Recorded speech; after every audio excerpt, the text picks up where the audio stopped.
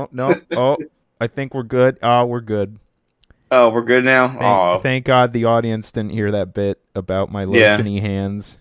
My Yeah, that was hands pretty are inappropriate. lotions. My hands are lotions? What? Don't look at me. You're the one who said it. It's 2021, guys. My hands are lotions.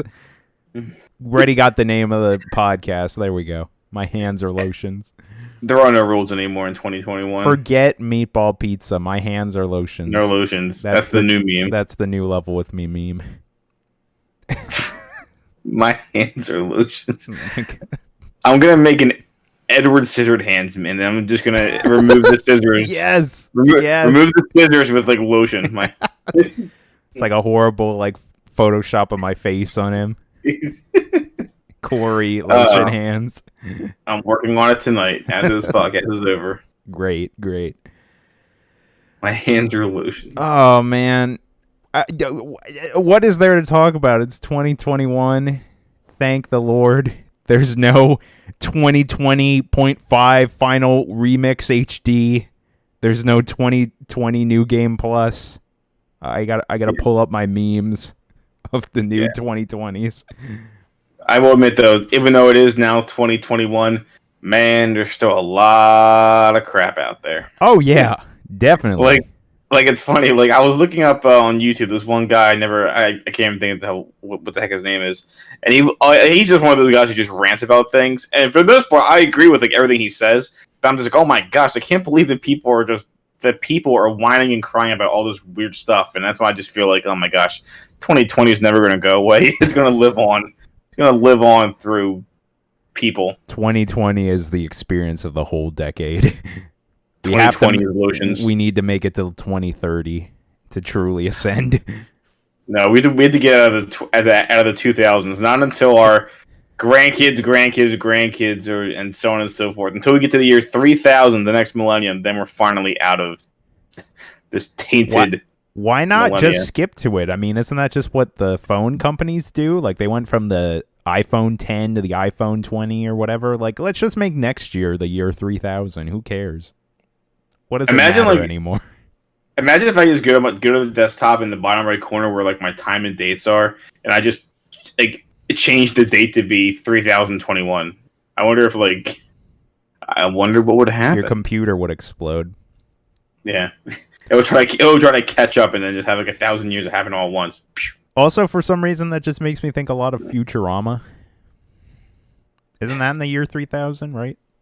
It's like 1,000 years in the future or something like that. Yeah, that was a great show. I really want to go rewatch it. I never actually sat down and watched it religiously, but there were definitely times where I would catch the show and it was really funny. I mean, I'm more of a Simpsons fan, but I do respect the show Futurama just because it has it has its niche and it has I would say it has a lot more freedom because it's Futurama. There could be like aliens and robots and like every celebrity in history could just be inside like one of those like head jars. Right. So it's like there really are like there's very little limitations with that show. Yeah, it was a cool idea. Yeah. Did you ever hear of the show called Disenchanted? I was just gonna bring that up. I've never watched that either. I always wanted to check it out. Yeah, me too. But my brother watched it. He said it was very good, and he did mention that unlike like The Simpsons and Futurama, there actually is a story, like an arc. So that's kind of interesting. Yeah, I think they're on like season 3 or something at this point now. Oh wow, already? Yeah. Man. Well, I'm behind times. I better change my my year on my computer and go back 3 years, and I'll just rewatch it. I'm an idiot, but I do enjoy whatever that guy's name is or whoever the team that does like. Do they have like a name like that studio, that art style? Oh, well, Matt Groening is, or Matt. I still don't know how to pronounce him. Matt Groening, or I don't know. You're the Simpsons expert. I believe you. Let's just call him Matt. Okay. Matt Simpsons guy. Him and his. I want to say he has a small team. Like obviously, not many of the voice actors from The Simpsons migrated to Futurama. I mean, there might be like 1 or 2. But I'm pretty sure there's like a whole new like casting team. Like the voice of Doug, like from the old Nickelodeon show Doug, he plays Fry. So, Yeah, Yeah. I can kind of see that now that you mention that. yeah. And, Weird. yeah. Yeah, but I do want to imagine the animators are all part of the same team. Like, but with that, like the Matt Groening art style and everything.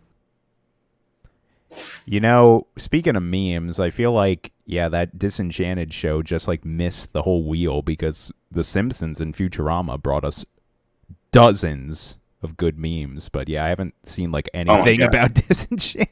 Well, it's still new, so I mean, I'm sure maybe eventually it'll catch on. It'll probably be like one of those shows where because again, this show actually has like an arc, so I'm pretty sure at some point the show might end, and then people will say, "Hey, let's go binge watch Disenchanted." That's a good point. Then people will like it. Like that show Schitt's Creek that me and Amanda have been watching. Like it's been on for like 6 years. I think it was only recently that the show concluded, and that's when people say, "Oh, let's go back and watch it now," and then people learn to appreciate it. You're definitely right, because I was thinking about this today. I was just like driving home from my job, and I was thinking I was like listening to a podcast, and they were talking about like current movies that came out, and I just had the weird realization where I'm like, oh, one day like that's gonna be someone's like favorite movie, and they're gonna show their grandkids like a brand new movie that came out like last year or whatever, and that's just like how that stuff begins, and that kind of just like blows my mind. And you're absolutely right. Like, I think Disenchanted is probably just way too fresh for everyone, because I think it only came out in maybe 2019 or 2018. It is fairly new. So when those like the people who really love that show like start to make the memes proper or whatever, then we'll start going. That's kind of just how all the memes go. Like, that's why the internet is so full of Simpsons and SpongeBob memes, is because those are like the core internet user audience, I would say, like 20 to 30 somethings. Yeah. Who needs memes, right? I know I do. You got the Level With Me podcast. You don't need memes. We can be funny. We can be trendy. Yeah, but the Level Kids, With Me podcast means they love us. Oh, don't say that. Not like that. Come on. People will make assumptions again. Game Bro Lotion Hands Corey says the kids love him. These kids are lotions. I did just look it up. Apparently, actually, I mispronounced it. It's Disenchantment, not Disenchanted. I thought it was Disenchanted too. Excuse me. Yeah, I know. What the hell? But anyway, it was a little fun fact. Apparently, John DiMaggio does return in this show. He's the voice of Bender from Futurama. Oh yeah, he's the little shadow guy. Oh really? Yeah, like if you see the three main characters, he's like the devil. I think I watched a trailer for Disenchantment or something, and he's almost like the devil on the shoulder, like being a bad influence. Oh, interesting. Yeah, I'm pretty. I should really give this show a shot. I should really too. I would probably love it. Yeah, it's a sad that we live in a society of binge watching. That's just become the new thing. There's also even now, Go ahead. No, I'm sorry. I was just going to say, even like right now, as I try to watch shows as they come out, it's like, God, I just want to keep watching it, but you can't. You have to keep waiting until next week or something, I agree. I was going to say the point where there's just too much content, and it's like, how are you supposed to keep up with everything? Oh, yeah, I definitely agree with that. It's pretty tough. It's like, guys, can we take a break? Do you guys really need to keep making stuff? No, I'm just kidding. Keep making stuff, please. Yeah, don't worry. Disney's way ahead of you. When they're just like, "Oh, here's the new stuff we're working on." Like 20 Star Wars shows pop up, and I'm like, "What are you doing?"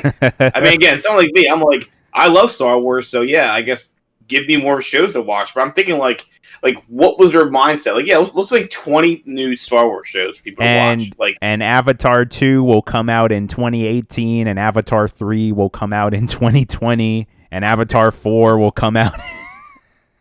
Yeah, 5 Avatar movies, and it's like, yeah, the second one's coming out eventually. For people who don't know, that is a thing. There are like 6 or 5 other Avatar movies like that are in the works. I think Avatar 2 is like probably the closest, obviously, to being done, but that movie's been worked on for years.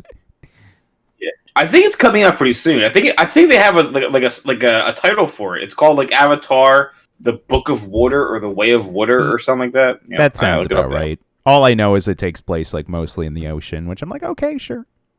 Yeah. Oh no, I'm sorry. It's a 2020. Gosh, 2022. Like, stop. I swear it was 2021. Like last month. They just keep delaying these damn movies. Well, yeah, I was gonna say it seems.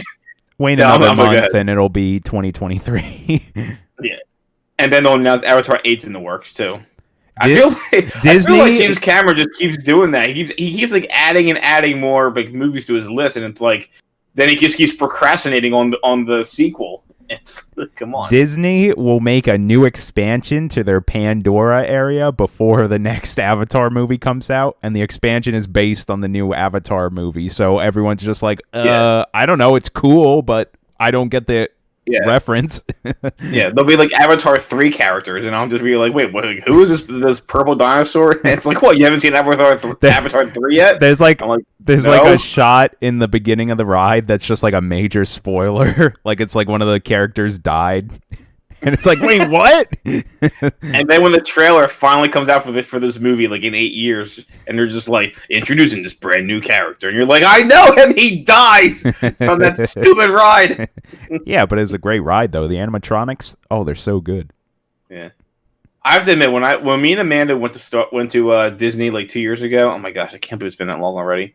Like we went to Pandora, and it was pretty cool. And we made one of the biggest mistakes ever, and it was we only had like we had like so many like fast passes to use like throughout the park. Right. So I said I kind of blame myself for this because I told Amanda how I've seen the movie Avatar. One of the rides is supposed to be like the river ride where like you go through Pandora at night, and I'm like, yeah, babe, it's gonna be probably really cool because in the movie at nighttime, all these crazy colors and all these like all this like alien plant life and animals. Like I bet that ride's really cool. And so we went on it, and it was pretty neat, but it was definitely very underwhelming in my personal opinion.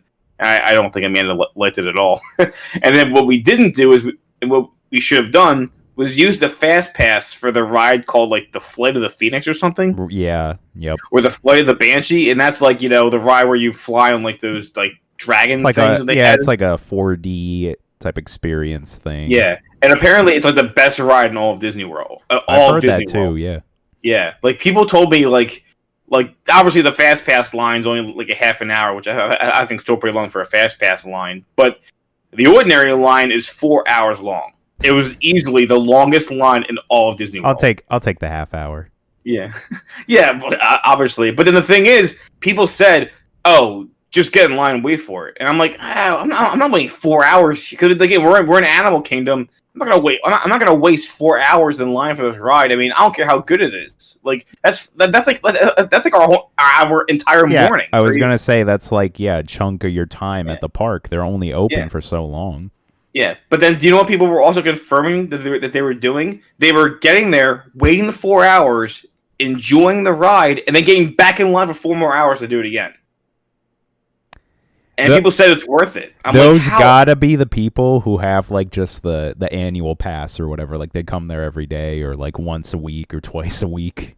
Because I would not, if I was visiting Animal Kingdom for one day on my trip, I would go on that ride once just to experience it, but I don't think I would be like, oh, we're just going to do this all day here in Animal Kingdom. It's like, there's so much else. I know what people were saying, like, no, the ride is that good. So I felt so bad because obviously we didn't go on it yet. Because I said, I'm not waiting 4 hours in line. The next time we come to Disney World, we'll be sure to use our Fast Pass for that ride. But 2 years later, and we eventually, maybe 2 more Avatar movies later, we'll finally go to Disney World. But they'll have like 5 other rides or something. I was going to say, now you have something to look forward to going back there. Besides the Star Wars area, Galaxy's Edge. I was going to say, I definitely have that to look forward to. Apparently, they're making, this is a bit off topic, but they're making major overhauls to that park, Galaxy's Edge. I didn't know that. From what I hear, they're actually, I mean, I guess I'm not too opposed by this, but they're actually removing a lot of the sequel trilogy, like, characters and, like, locations there, and they're going to modify it to be more like The Mandalorian. That's the rumor that I'm hearing. Wow. Like they're gonna have like more Mandalorian characters, sets, and everything. I see that. Yeah. Although that doesn't really fit with, I think, the rides that are there, because the one that's like the Millennium Falcon thing, they can probably edit that pretty easy, because for the most part it's like a video game. Like you're just controlling the Millennium Falcon, and then it's like, screens in front of you. But I've seen a little bit of that other dark ride that's like you go through like the First Order's like Star Destroyer or whatever, and that is like, like there's a Kylo Ren animatronic in that ride. Like that is very distinctly that trilogy, Yeah. What, they just dress him up like, Mando. They just take the helmet off, but he still has the red lightsaber. Like, what is this? He's like, quick, get to the child. Yeah, I could totally see that, though. That makes sense. Yeah. Anyway. That reminded me of the last time that I was in Disney World with my girlfriend, which was almost 3 years ago. Actually, this date, too. We went in, like, January. And we were going to watch the fireworks at the, in Magic Kingdom. And right before they happen, like, everyone packs around the castle to see the show. And these really nice people were like, oh, hey, we have Fast Pass tickets for Pirates of the Caribbean, but we're going to go, like, get spots to watch the fireworks. Do you want them? And literally, like, me and my girlfriend and one of our friends who was there, we all just went and ride the Pirates of the Caribbean ride right before we saw the fireworks. It was great. Nice. That's pretty funny. I'm going to say a controversial thing that I'm sure not everyone's going to agree with, but I feel like when you're in Disney, the people there are genuinely pretty nice. And I'm not even just talking about the staff. I feel like a lot of people who are in the park experiencing it are also pretty friendly. Like, they're kind of nice. But I'm not saying everyone is. I'm just saying the small interactions I had with strangers, they were pretty nice. I mean, you would hope so. It is the happiest place on earth. I really can't imagine there being, like, people there who are just grumpy all the time. Like, I know. I could see it, though. It is hot in Florida. Yeah, it's hot. People are wasting a lot of money on these like $15 sodas. I'm sure the majority of the people that are married are just the parents. Yeah, like, I'm pretty sure the kids are having a good time. But let's wait 4 hours to eat in this Beauty and the Beast theme restaurant to pay another $300 for the plate of chicken fingers and fries they gave my kid. Yeah. In all seriousness, as far as like the food and the snacks, like the Disney popcorn, the one thing I will say that just tastes better in Disney World is the Mickey Mouse ice cream. Like I'm so happy you said this. You're absolutely right. I'm telling you right now. I don't know what Bob Iger put in those ice cream bars, but there is like. It's definitely not healthy for you, because I took one bite. I'm like, oh my god, why can't the ice cream back home taste like this? Dude, it's funny you say that, because they actually sold those ice cream bars. You could have bought them like a year or two ago, like in a grocery store. And yeah, me and my girlfriend and my family were like, these are good, but they don't taste the same. Like, there is something different. They don't taste magical. Oh man, that's funny. I love that. I don't really talk about this a lot on the podcast, but I'm a big like closet like Disney fan. I love like theme parks, especially like all the Disney parks. I like to learn a lot about them. There's like secret Mickeys like hidden all over the like different theme parks, like that the architects put into, or the Imagineers put into each of the rides. It's really fascinating, and I like learning about all the rides that like were closed down and replaced and stuff like that. Yeah, I actually didn't know about the hidden Mickeys until like my third day in Disney World. Like when Amanda and I were last there, like someone told me like, "Oh yeah, look out for the hidden Mickeys." I'm like the what? And they said, "Yeah, they're really hidden. They're really hidden." I think we found one, but I think it was just like a 3-leaf clover. I'm like, "Is that it? Is that a hidden Mickey?" Is that pretzel that's shaped like Mickey a hidden Mickey? Yeah. Is that balloon that's shaped like Mickey a hidden Mickey? Yeah. Yeah, as I'm taking a bite of my Mickey Mouse ice cream, I found one! It's the ice cream. Oh, man. I'm just having so many good Disney vibes and memories right now. I remember when me and my girlfriend went the last few years, we were in Epcot, and in Germany you can get like the huge like soft pretzels. Oh yeah. And I remember I bought one of those, and my girlfriend literally took like a photo shoot of me with this pretzel like around the like water. I forget what the around the world or whatever it's called. It's hilarious. Oh my gosh. Oh, good times. You know what's good funny? times.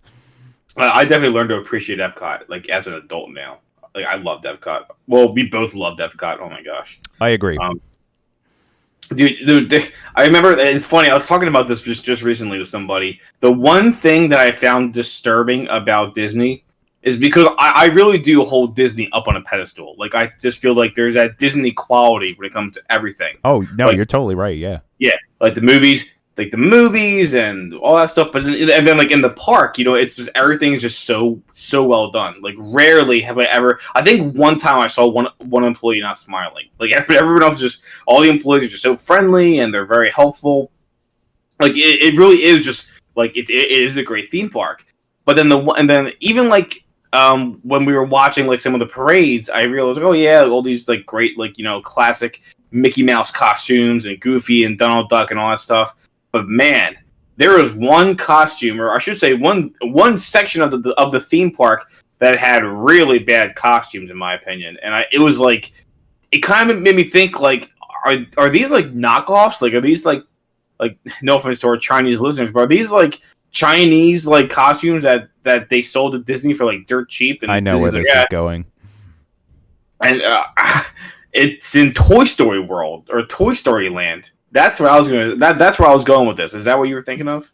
Absolutely. I think we kind of talked about this on maybe one of the Super Mario World Let's Plays or something. Oh, that's right. Yeah, that's right. Okay. Not everyone watches that, so you can bring it up again. But sorry. I agree. They look really weird. Borderline like New York Times Square. If anyone's ever been there, there's always a bunch of people dressed up like Woody and Mickey Mouse, but they're not, official. Don't take a picture with them. They want money.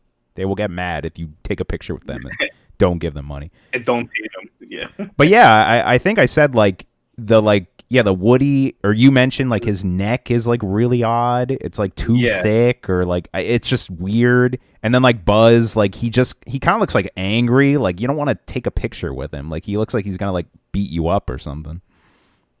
Yeah, he's gonna use his action karate chop move or whatever and just beat the crap out of me and take my wallet.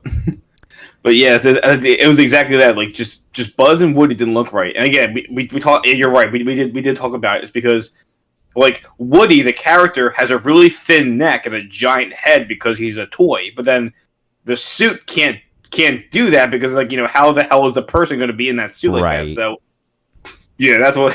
So the neck's really big because that's where the actual human inside that suit, has his head, and it just looks like Woody packed on some pounds. It just looks really strange. I'm so happy we're on this Disney topic because we don't have a lot of news stories, and I don't think there's too much to talk about this week. But yeah, this is great because we got so many different avenues we can go through. So I did want to kind of go back a little bit, and you mentioned like the ice cream, and we even talked about the Mickey pretzels. But there's a big like thing on the internet with Disney World, and they're like different snacks they have.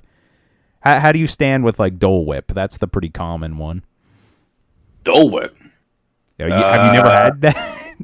Oh, maybe I'm a fake Disney fan. I'll give you my Disney Oh wow. card. Okay. Wait, Dole Whip. Seriously, you never heard of Dole Whip? Okay. God forbid. I probably had it before. I just don't know what it is. Okay, like so the name.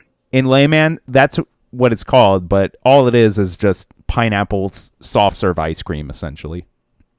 Oh. It's made with Dole pineapple juice, but then they blend it in like vanilla soft serve, and it's like a delicious pineapple infused ice cream soft serve. And you can get it in Disney World, the Magic Kingdom, or you can get it at the Polynesian Hotel in Disney World.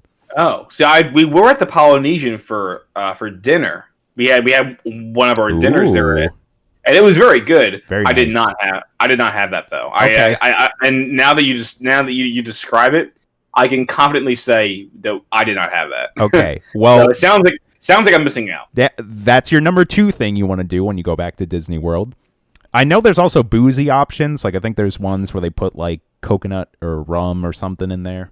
There's another place that Oh, I never man. got to go to, and I think it's in the Polynesian Hotel, which I hear good things about. It's called like I was gonna say Trader Joe's, but that's not it. It's like, oh God, what is it? It's like, I can't think of the name of it now, but it's like a hidden small little like tiki bar, but it's all like themed like a Disney like attraction. So like I hear that like all the seats like will move slightly, but every once in a while, not all the time. And there's like windows in the bar that are like screens, and they kind of like have like islands on them and other things. And all the drinks that you get there, I don't know if you can get them alcoholic or non-alcoholic, whatever, but they're all like themed. Like they all have different names, and usually when you order them, I think the like bartenders and staff will like yell out names, and they're all like kooky and wacky and silly. I forget what that bar is called, but I know it's like a really popular thing that I never went to, but I'd love to check out the next time I go. Yeah, I can't say I know that either. Man, I suck. I just love that, like, again, going back to the Disney stuff, I even just love like exploring the hotels. Like me and my girlfriend just spent a day, like we didn't go to any Disney park. We just went to all the hotels in the Disney World Resort, like the All-Star Sports, the All-Star Movies, the animation one.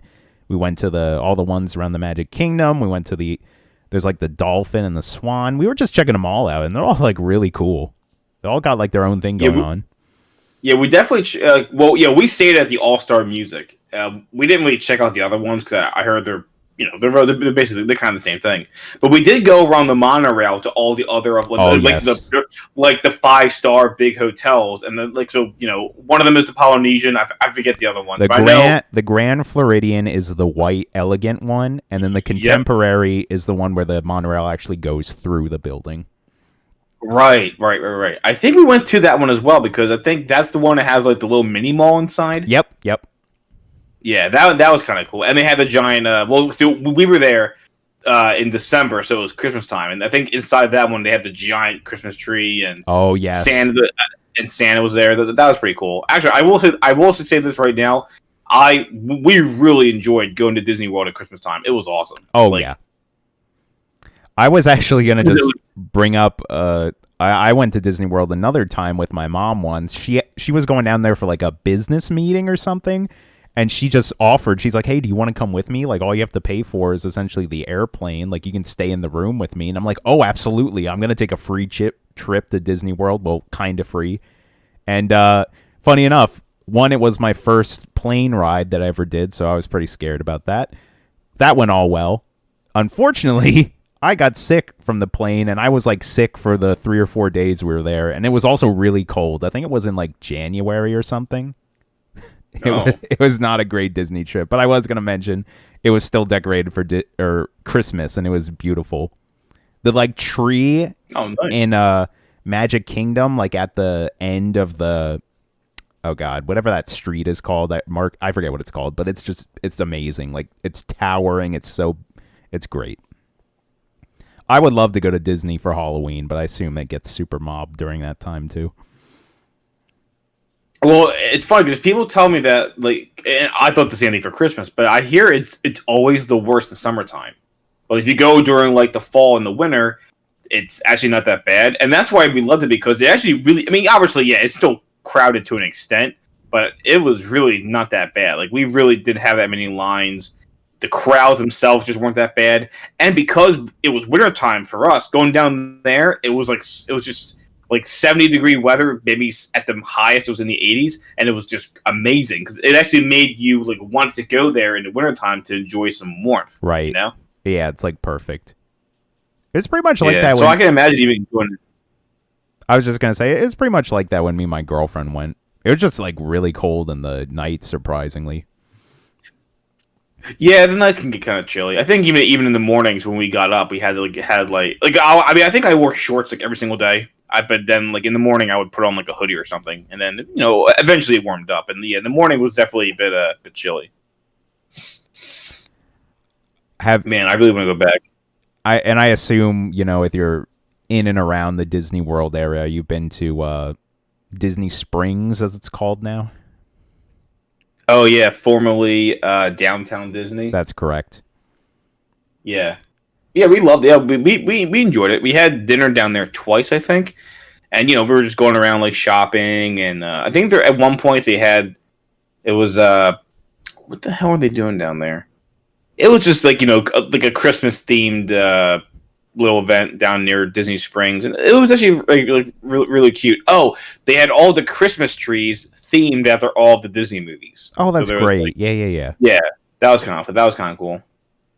I was gonna ask you, did you go in the like World of Coke, like the big Coke store? Did we? Yeah, see, if Amanda was here, I would ask her. I want to say we definitely went into we went to like Legoland and everything. Right. We went to a couple stores. I want to say we definitely went into the World of Coke. You probably will remember it if you saw a picture of it. It's this like 3 or 4 story building. It looks like, I think, red and just has like a Coke logo on it. It's really neat. And then like each floor, like one has like just all soda. Like you can get all sorts of different bottles of Coke with different decals on the outside, or you can get like names and stuff. Oh no, we didn't go there. Okay. I'm thinking of the place in Epcot. It was is Epcot? Yeah, in Epcot there was like that. I know what you mean. Where the sodas from all over the world. Yeah. But I was kind of gonna bring it. You're on the right track, because I was gonna say, when me and my girlfriend went at the World of Coke, if you go to the top floor, it's really neat because it's kind of like this little outdoor like bar or rooftop bar. Now, of course, I don't even know if they had alcohol there. It might have just been like soda and some food. But one of the things you can get there is you can get their like sodas around the world like sampler, and it's essentially like, I think 16 or maybe like 20 different like sodas, and they give you them in like little shot glasses, and then they give you like a tasting thing of like, oh, here's what each soda is and where it's from, and it was super cool. And there were some really disgusting sodas. Yeah, that was weird. It was like sodas that you can get like in Europe and I think like China, Africa, and Japan. Yeah, like all over the place. Some of them are really strange. Some of them are like super sweet, like almost like too sweet. Yeah, it was pretty interesting. Yeah, one literally just tastes like perfume, and I think that's like, again, like another joke inside like Disney junkie people. Like there's just one soda that's just like horrible. Like no one would ever want to drink it. Oh, good times. Hey guys, in 2021, go to Disney. I don't know when you could go to Disney World again. I mean, you can go there, you just can't do anything. Actually, I think it's so. I think it's opened up. But then people keep bashing like, oh, I can't believe Disney World hates kids, because like, why would they want kids going there to die or something like that? I mean, I look at it this way: Disney's got a lot of money. They expect people to come to the parks. I'm sure they're doing their best to clean everything and keep it very sanitary. So if you do go to the park, I'm sure it's fine. I'm not going to judge you, listener, if you go to the park.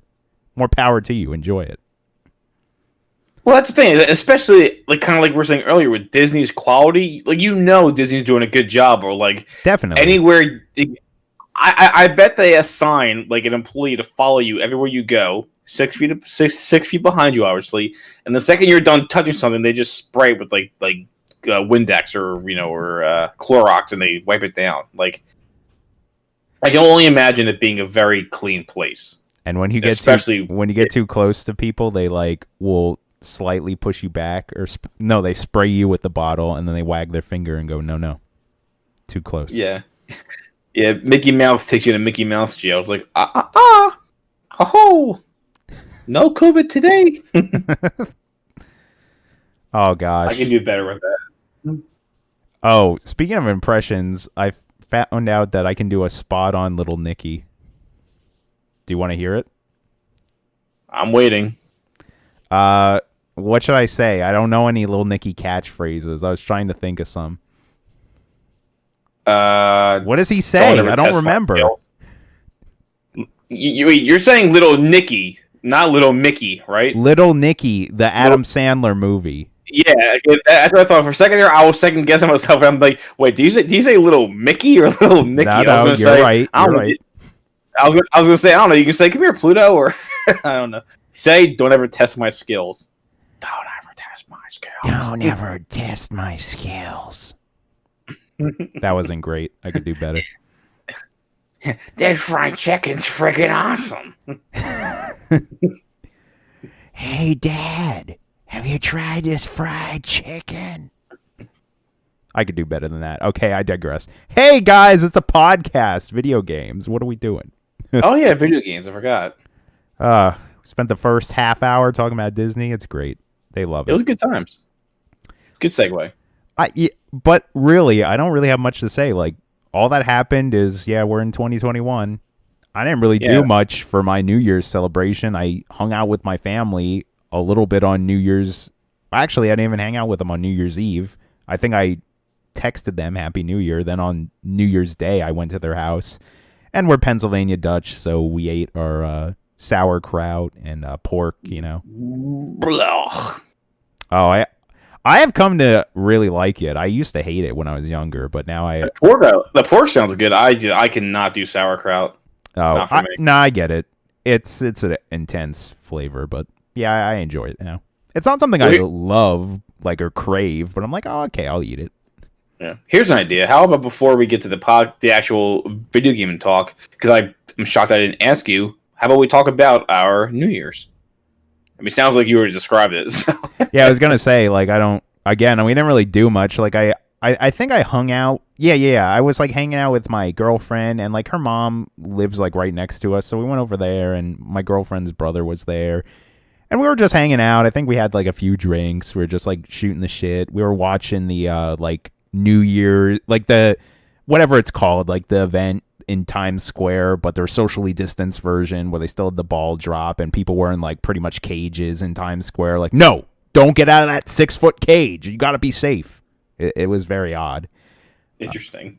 And there were performances by, I'm trying to think of all the artists. I know Doja Cat was there. I forget who was the big one? God, I'm so dumb. I can't remember. I don't know. It was fine watching the ball drop. I don't know. What about you? Did you do anything there special for New Year's Eve or day? Well, nothing too special. Because again, I'm pretty sure I told you before, but in case the listeners of Level Up Me don't know, when I started dating my fiance 5 years ago, I got into a culture of South Philly that she's part of, and that is the Mummers. Oh, and yes. So New Year's really changed for me because I've learned to love being involved in the string band division of the Mummers. And I don't perform. I'm just I just help move the props around. But anyway, so this is the first time in 5 years that my New Year's didn't involve me practicing the routines and everything. Going to band practice. For the last month of the year, and. It's definitely one of those things that you don't realize how much you miss it until it's gone. Kind of like football practice. I hated football practice, but now that I'm an adult, man, I'll do it all over again. I get that. Yeah. Hopefully they'll start up again this New Year's. But anyway, so so obviously our New Year's was nowhere near as crazy as it normally is with the Mummers and everything, but. We did stay in on New Year's Eve, and we just kind of hung in and watched the movie. We did some takeout, kind of just hung out and chilled, spent time together.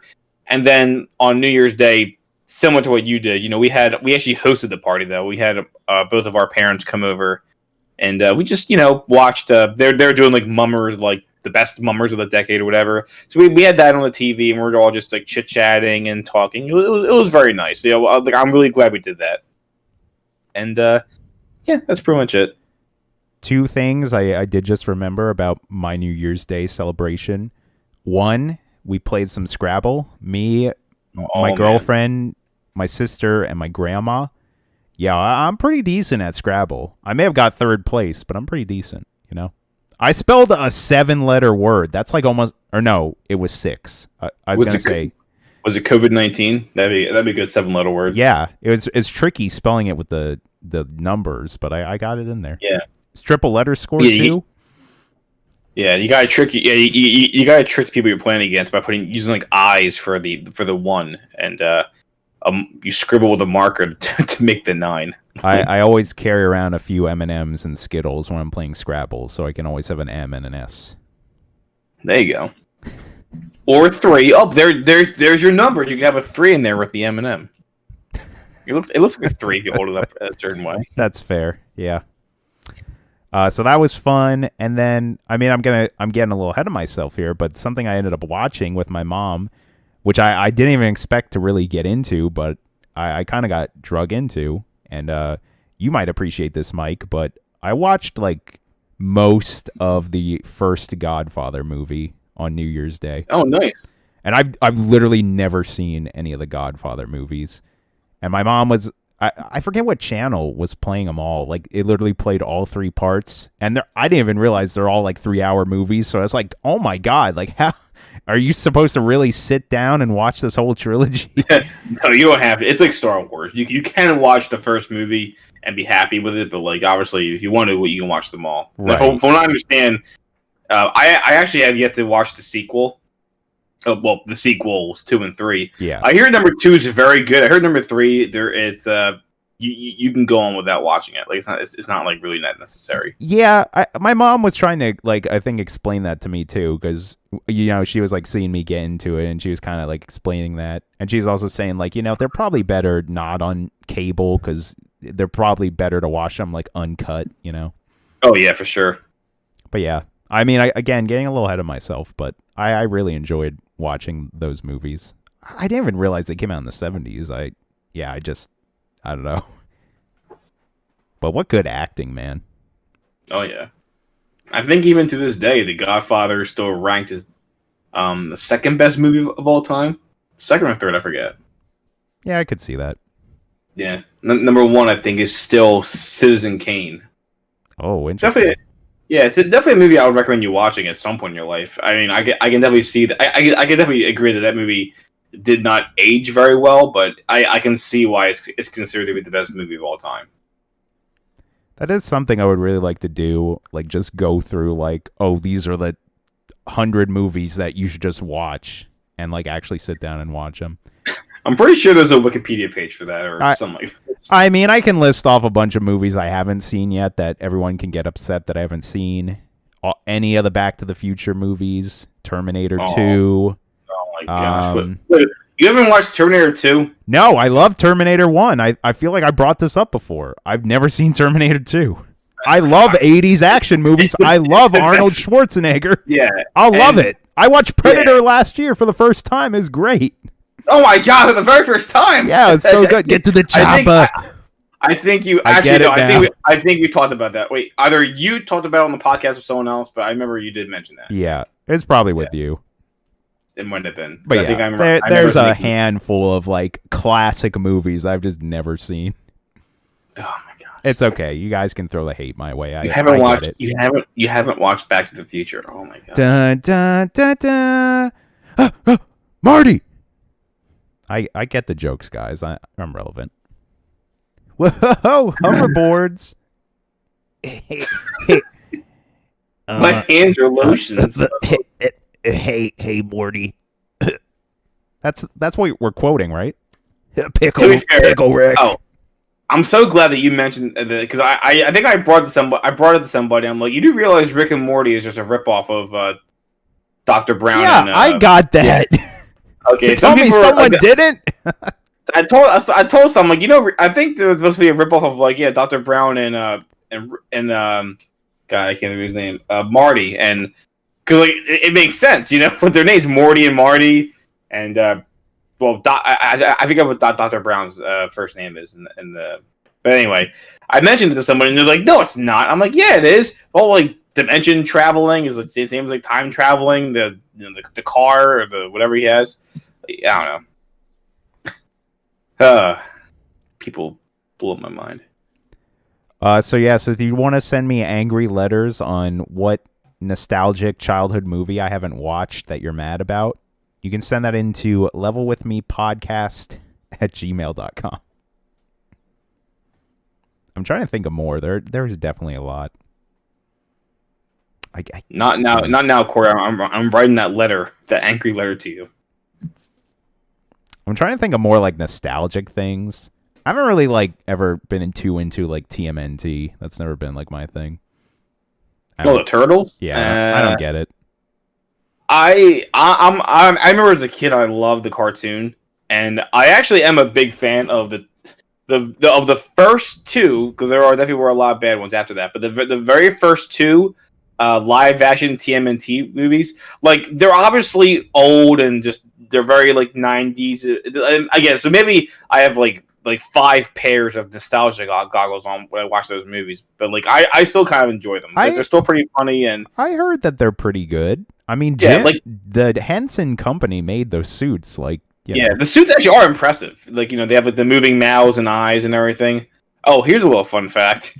And there actually is a scene. I'm pretty sure you can Google it. It's a scene where one of the I think it's like Donatello. He's like laughing, and like the suit is like laughing, and you can see the mouth of the guy inside the suit, and it's like kind of creepy looking. That is pretty creepy because it's like really dark in the suit, but then you see like his white teeth just kind of like glimmering in the shadows of the suit. Ugh.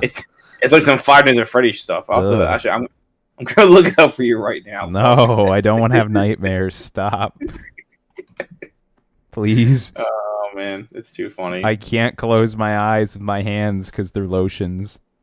Ha, ha. It's called a wraparound, folks. Oh my lord. Let's start this shit. Hello, everyone, and welcome to Level With Me podcast, episode 78, the first episode of 2021. Thank you for sending me that horrifying pic of double-mouthed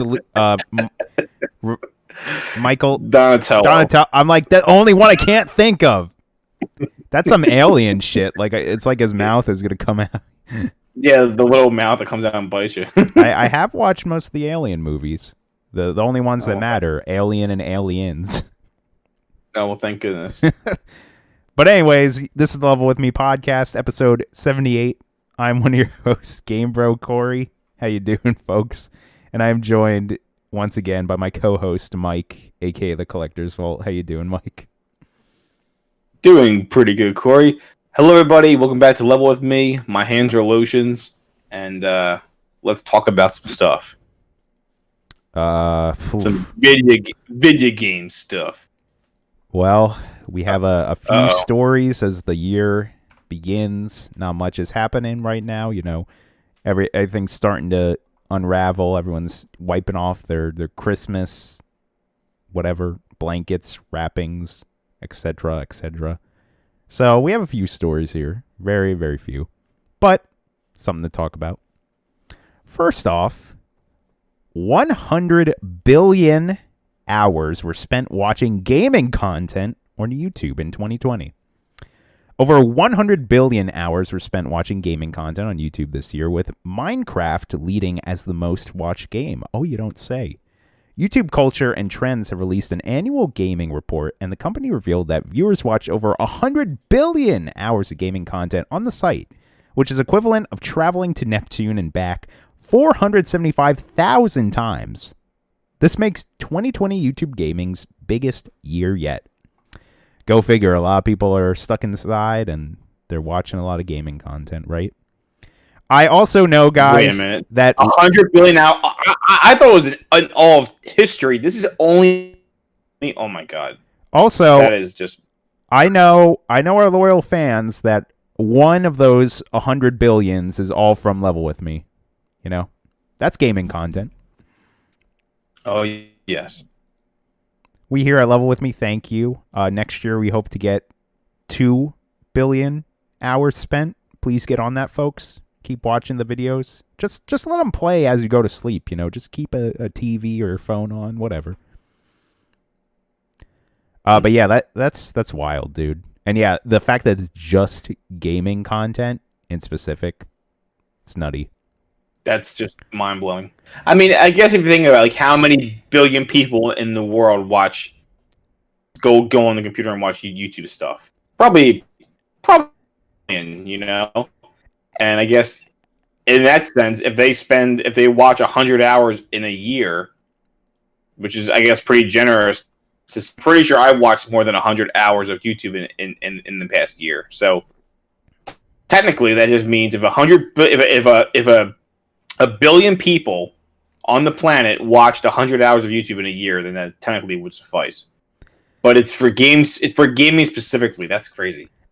And I mean, I just made the joke, but that totally does happen. Like I assume the general like audience for this is like kids and teens. And there's definitely a lot of people who just leave like YouTube on as they go to sleep, or they even just put it on, their second monitor as they're gaming or whatever, like it's almost like such a background thing at this point. Yeah, it's true. Like literally, just count every hour you're like sleeping and cut it in half. And it's like, oh, that's how many hours I was watching gaming content. I could probably have watched 1 billion hours of Twitch because I can't tell you how many times I've fallen asleep watching a Twitch stream. But anyways, that's a crazy number. And yeah, it is just nutty to think that's just gaming content. Woof. When are we going to do our Minecraft Let's Play? Corey and Mike play Minecraft. No, I don't want to. I'll watch you play it, but I'm not going to do it. All right, moving on here. Sony. You heard of them? They make a console called the PlayStation 5. I hear it. Oh, yeah. It's Sony. everywhere. They can't sell these consoles. They're just bulking them up on shelves, heavily discounted. Like, please take these PlayStation 5s. We can't get rid of them. But anyways, Sony discontinues PS4 Pro and all but one model for PS4 in Japan. Sony Japan has reportedly announced that it will end production of PS4 Pro and will only continue to produce one model of the PS4. It's not clear at the time of the writing whether this policy extends to Western markets. GameWatch reports that Sony has discontinued all models of the PS4 Pro and all but one model of the PS4 Slim, with the original PS4 design already out of active production. The only PS4 that will remain in production is the 500GB jet black Slim design. The move has been taken so that Sony Interactive Entertainment can increase production of the PS5, which has seen major stock shortages since launch, not least in the US, where it had the biggest console launch month in the country's history. I actually didn't know that. That's pretty wild. Okay. Apparently, I heard that in Japan, the PS5 was the worst performing console release in history. That is hilarious, and I believe that. Like, it's funny because I was listening to another YouTube video about this, and that's where I learned about that. I'm like, so a Sony, a Japanese company that basically at this point does not sell like TVs and stuff anymore. I think they just focus on the PlayStation at this point, and like Japan just doesn't care about it anymore. I mean, or the other way around, that Sony doesn't care about Japanese audiences anymore. Well, we did read an article about that where I'm pretty sure Japan did say like they don't think Sony cares about them anymore, and I even agree. Like it does seem like a lot of the AAA first party games are all very like what Western people want, which is like an open world third person action game or something like that.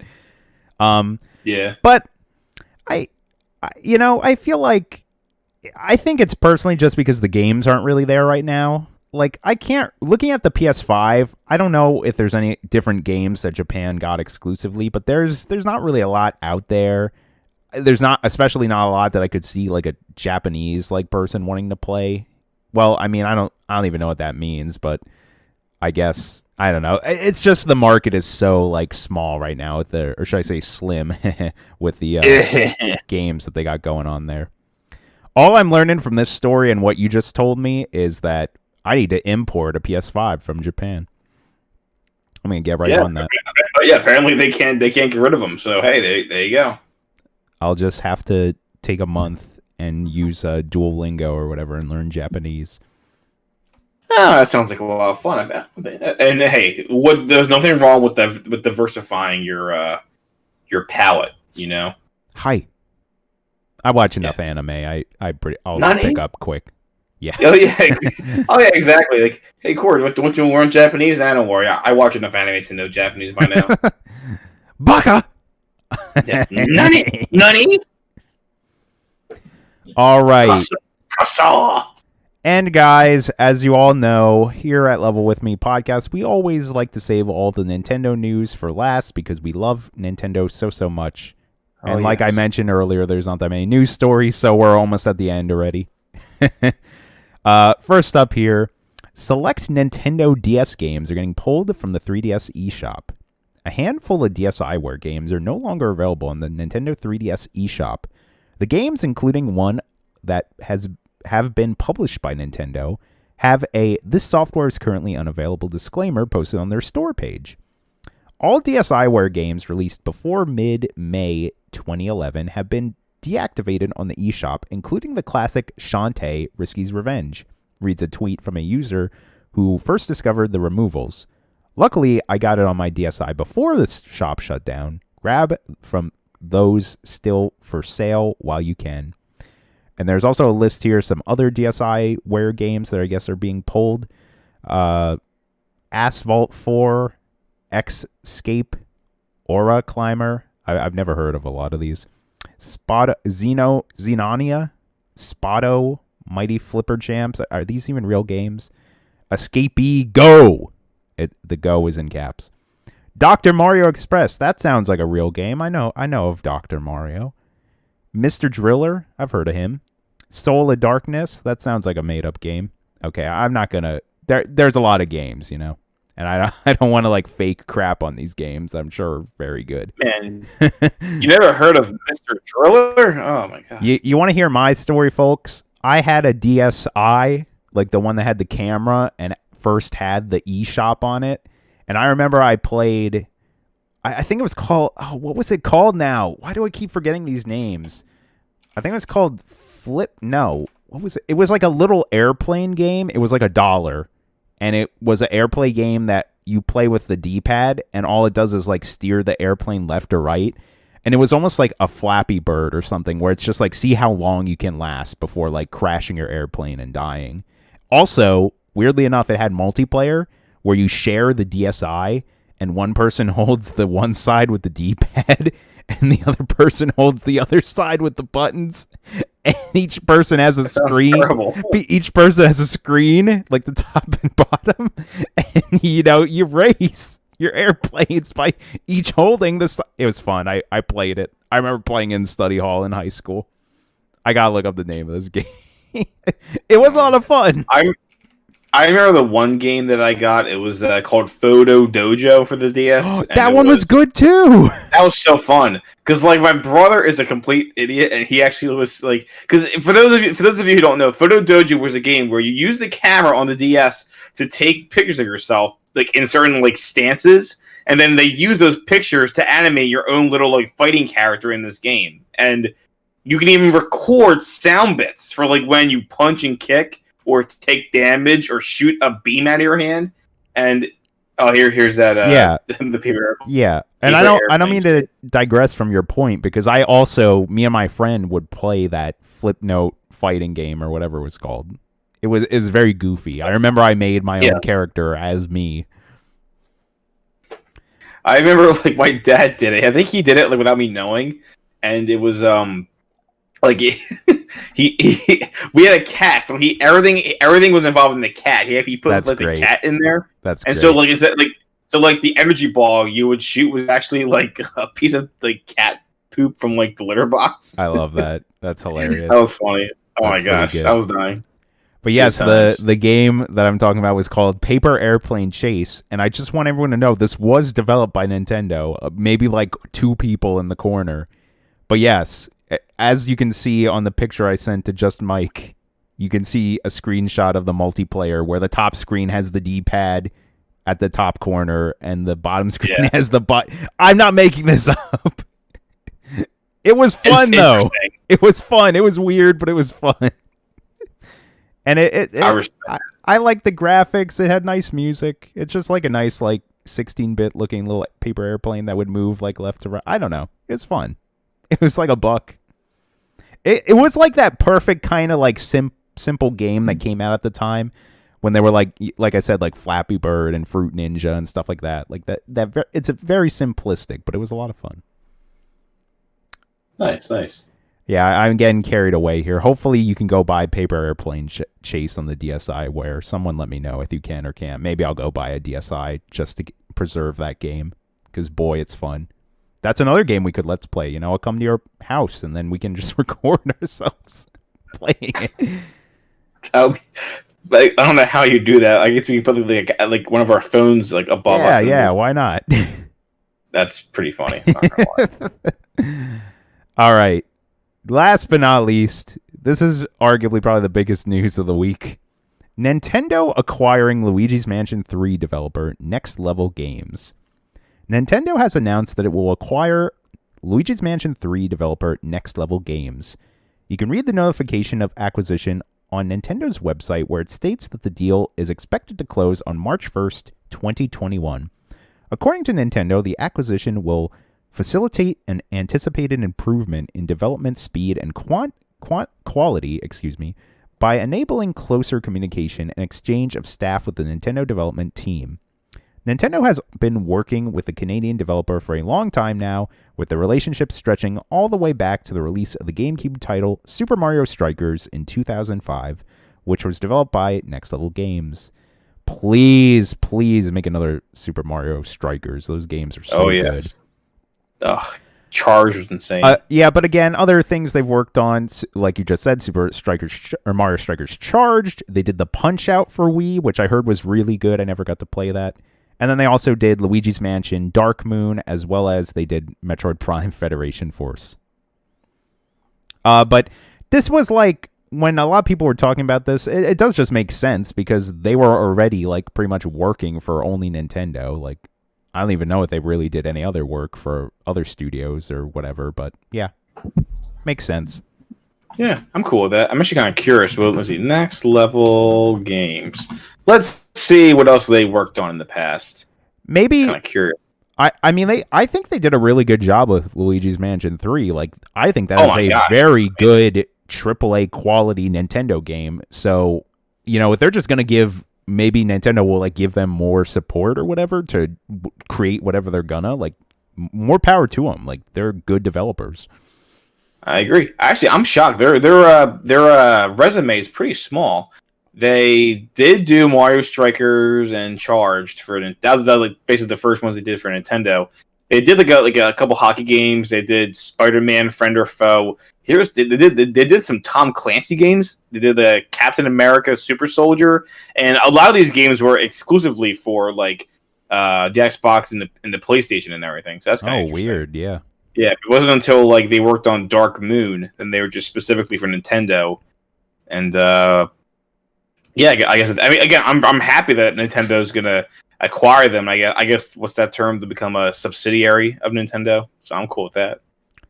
I saw someone made a comparison to when Sony bought Insomniac, because Insomniac generally put their content on Sony platforms. So in a way, they were almost like a first-party studio or whatever you call it. And this is kind of like the same thing, because they made Luigi's Mansion 3. They made all those other, Wii games. It just makes sense, And again, more power to them. I think Luigi's Mansion 3 is a very high-quality game. I played Super Mario Strikers Charged on the Wii. I loved that game. It was super, super good. And from what I hear from these other games that they developed, they make quality work. Good quality games. Maybe now they'll work on another. Maybe now, because they'll be working for Nintendo, like specifically Nintendo directly, and that's just more resources. Maybe they'll get games out a little bit faster. Federation Force 2. Hell yeah! I still haven't played it. I still haven't played the first game, and admittedly, I do want to play it. I hear it's very good. It's just not what people wanted. That would be an interesting video, like if you just getting like your opinions on it, like just playing it like cold and then kind of like reviewing it and being like, actually, this game isn't that bad. I would love to make a video about that. Again, first I have to play it. Right. Actually, now that you reminded me, I keep putting that on like my birthday and Christmas list, and I keep forgetting to mention it to somebody to like just buy me this game. It's probably like $20 now. Just buy it for me. But maybe I'll just buy it for myself. I mean, you could, us Americans, we got that 600 buckoids, I don't know what else that's supposed to pay for. Maybe you'll get one copy of Federation Force. That's a great meme. I made it. What did you buy with your stimulus money, Mike? Copy of Federation Force. Oh my god. I'm making that tonight as well. But that's all the news. Oh, go ahead. I'm sorry. No. Say your joke. It's not a very funny joke. Don't worry. I was Fair. just gonna say like my face is all like yeah, and then it cuts back to your face, and you're just like cool, or I don't know. But that is all the news for this week. Again, still fairly early. You know, we're shaking all the holiday juice off our clothes. We're moving into getting everyone back in normie world. We'll start getting new video game announcements soon. So I think CES is coming up soon. Not that that's really a video game show, but they got some cool stuff they announced at CES. I also saw, I think there's a Monster Hunter, oh god, what's the game on the Switch called? Rise, the new Monster Hunter? I already forget. Yes. Yeah, I think it's it. There's going to be a direct for that. I think it's in the middle of January. That also might be when the demo comes out, because I know they announced, or maybe they already announced when the demo comes out, but there is a demo for that coming out soon. I am excited for that game. I mean, I'm not the biggest Monster Hunter fan, but I really enjoyed Monster Hunter Tri for the Wii, so this game looks pretty sick. Currently, in the year 2021, that's my most anticipated game right now. I can't wait. That's what I'm looking forward to the most next. Yeah. Of course, there's also, I think this month, isn't that Super Mario 3D World remake with Bowser supposed to come out? Or I don't know if it's next month or the beginning of... Oh, is it? I don't know. I know it's coming out in the beginning of 2020, or 2021, excuse me, like the first quarter, but I don't know when. I think it's soon. Well, time to keep my eyes and ears open. So. Yeah. I'm curious about that. I'm optimistic, or I don't know what the word I'm looking for. Like, maybe I'll buy it. I don't know. But anyways, we are now going to move on to our second segment of the podcast, where we talk about what we've been watching and playing over the past week. Should I go first, Mike, or do you want to go first? How you feeling? I think I went first last time, so if you want, you can go first. I'll go first. That's fine.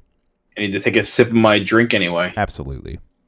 So, excuse me. Like I mentioned a little bit earlier, I did watch most of The Godfather on New Year's Day, and I did enjoy it.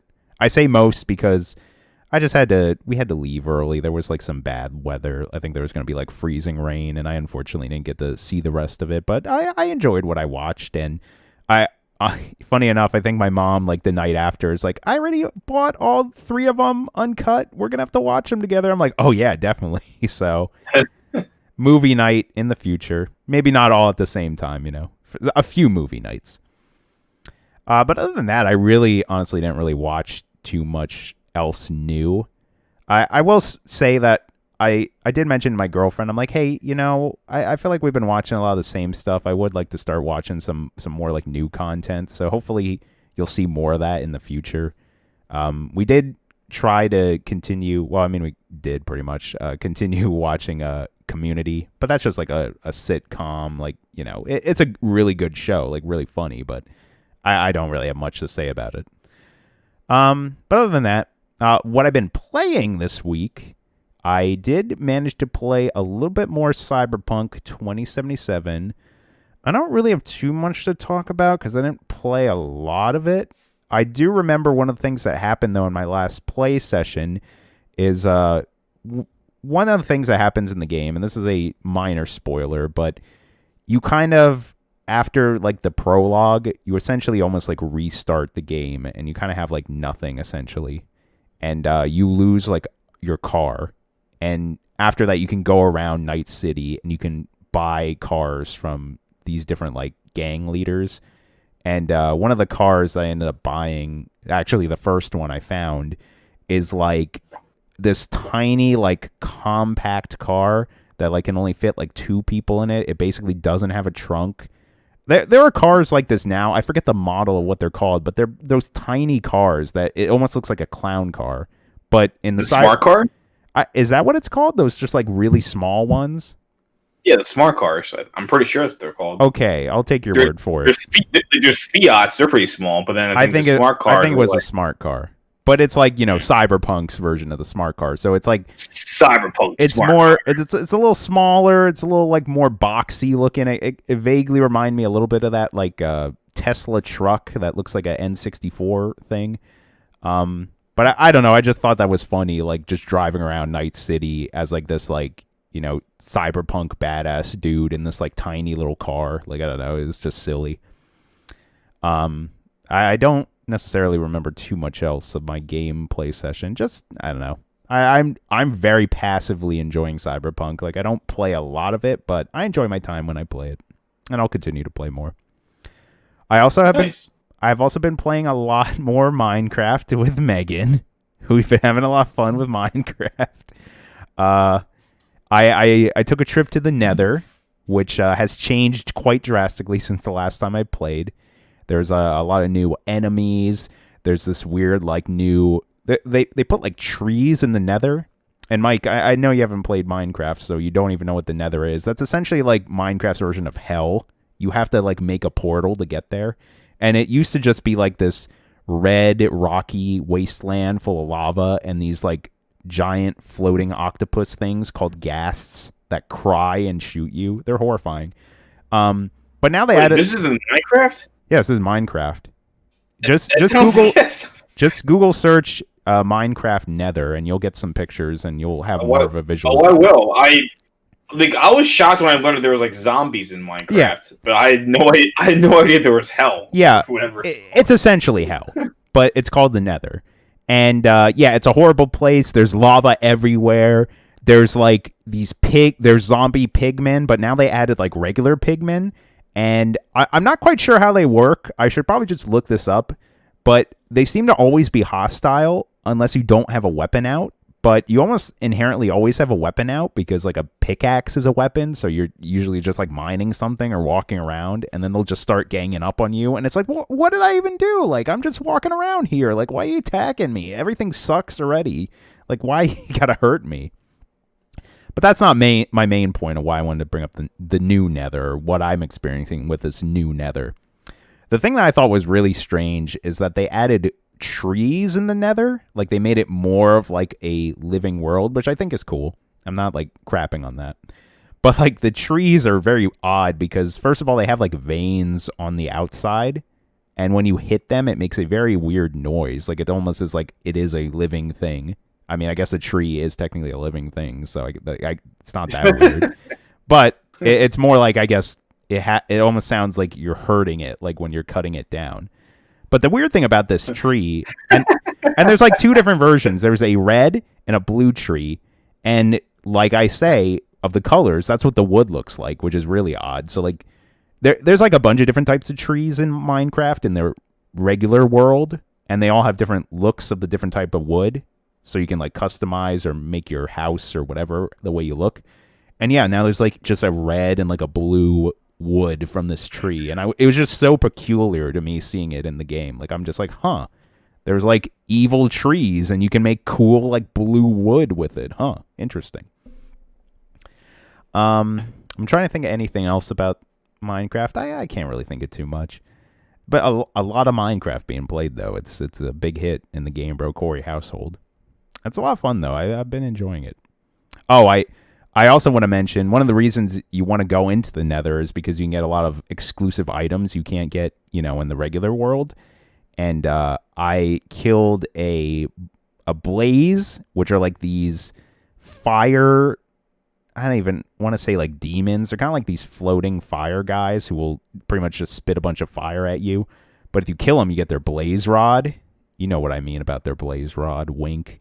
And then you can take that blaze rod and turn it into blaze powder. And then you know what you can do with that blaze powder, buddy. You can blaze it up. No, you make potions with it, silly. Yeah, you burn the pig zombies. So I take the blaze rod, I make it blaze powder. I take the blaze powder, I put it in my, oh gosh, what is it called? The brewing station. I take my bottles of, or my glass vials of water, I put them in the brewing station. Then I put netherwort, which is like this red fungus that grows in the nether. And I put that in there and it brews into the potions and it makes them awkward. They're called awkward potions. Then I put a puffer fish in the brewing station with the awkward potions. And then become potions of water breathing. Now I can breathe underwater. Now I can explore my goddamn world that's like 80% water. It's horrible. I'm getting some Subnautica vibes. That was a very complicated sentence and very packed, but yes. Yeah, the world is like, all auto-generated in a Minecraft, and our world is heavily water. But they really like redefine the underwater area. Like there's actually like a lot of cool stuff underwater. So I'm happy that I did get all this blaze rod and the puffer fish and these potions, because I made them like I can breathe underwater for like 8 minutes, which is great because now I can just explore, and there's like exclusive things you can find underwater, So that's great. Like that's pretty much my next step into what I'm going to do in Minecraft is I want to explore the majority of my world that's mostly underwater. So yes, big Subnautica vibes. Luckily, there's not that many enemies underwater as I would think Subnautica has. There's of course, no like giant fish monsters. At least I don't know. Maybe they added that. Who knows? Oh, you'll find them. Oh, funny enough, that reminds me. Also in Minecraft, they like did something with the fishing where, typically when you'd fish, you just get fish, But in Minecraft, when you fish, you can actually get like any item from the water. And I literally mean any item. I got like enchanted bows. I got boots. I got arrows. I got pieces of leather that you would get from a cow. Like I was getting all sorts of random things. And I'm like, this is cool. You can really like break Minecraft with just fishing. Oh man, Minecraft's great. I love Minecraft. Unironically, it's a lot of fun. Next up, okay, so this is an interesting thing. So I watched Megan play a game called The Dark Pictures Little Hope. So for those of you, specifically you, Mike, who don't know what this is from a studio. I forget the name of the studio now that made these, but they make like, I forget what they're called, like storytelling. That's not the word I'm looking for.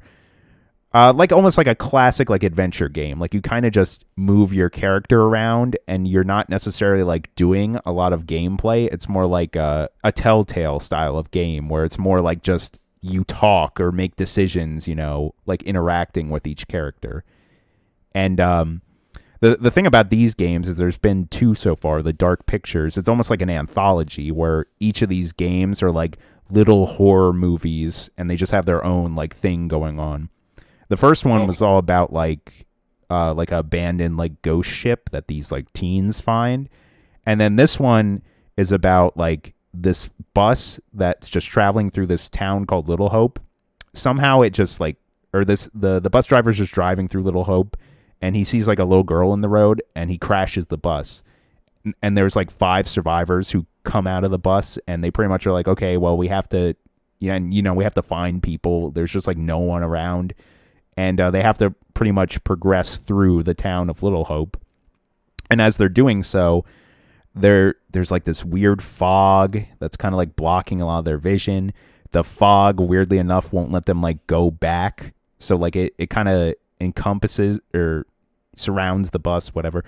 And they literally like can't go back. Like if they walk through the fog, it just will literally walk them straight out the opposite way. So it's like the town is like haunted or something's going on here. They keep implying a lot about like witchcraft, like something went on here like during the 1800s or whatever, like, the witch trials and stuff like that was going on. And it was really cool. I really enjoy these games, like this style of whatever adventure type game is. I actually always keep thinking that we didn't like play a game. Well, she played it. I just watched it, but it just seems so much like a movie to me because of how well like the facial recognition is and the graphics and just like everything that's going on shot per shot. It was really well made and I enjoyed the story. I enjoyed the characters. There's really like really good scenes where you'll have one of your 5 characters walk up to a tree and the tree will have like some sort of etching on it, like some sort of witch like writing or something. And the character usually will make a comment about it. And then like the next shot is like from the bushes really far away. You can see like the tree and the guy, like your character looking at the tree.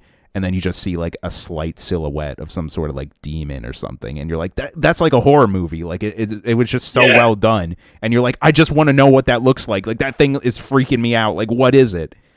And it's really well done.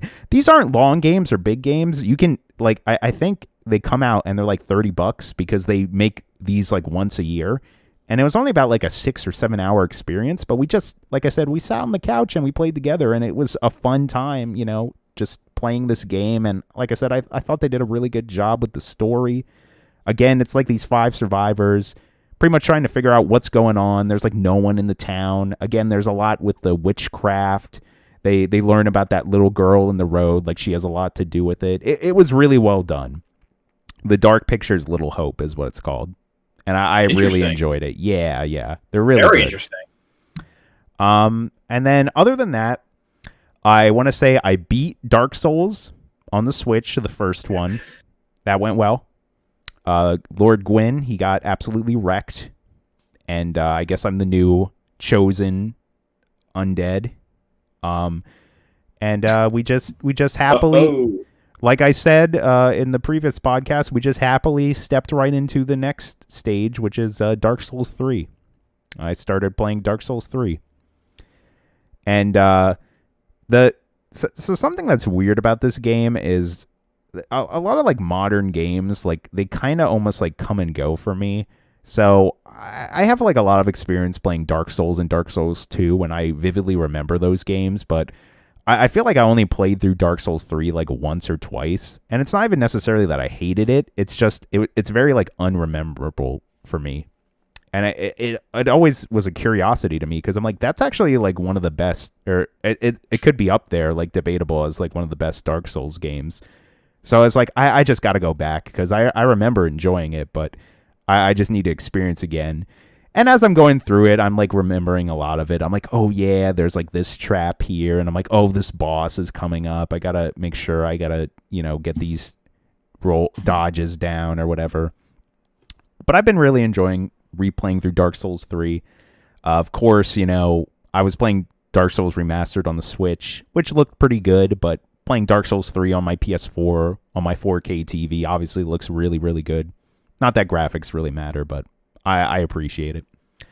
But gameplay wise, it's also weird going from Dark Souls Remastered to Dark Souls 3 because they actually really defined a lot of the, or refined, that's the word I'm looking for, sorry.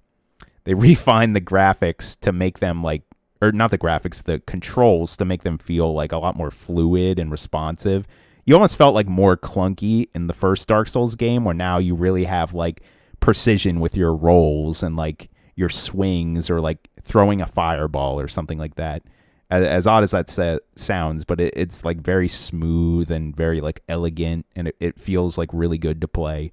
So I've been really enjoying that. Dark Souls 3 has a really tough beginning area though, where I actually got stuck on pretty hard.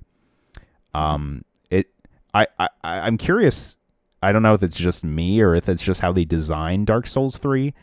But yeah, it was like really tricky, and I almost considered even stop playing the game altogether because I was like, this first area is really like throwing me for a loop here. And also, when I started playing the game, I couldn't really find a weapon from the get-go that I was really loving to stick with. I was using like, I think I chose the Pyromancer class to start with, and he has like an axe, which is pretty cool.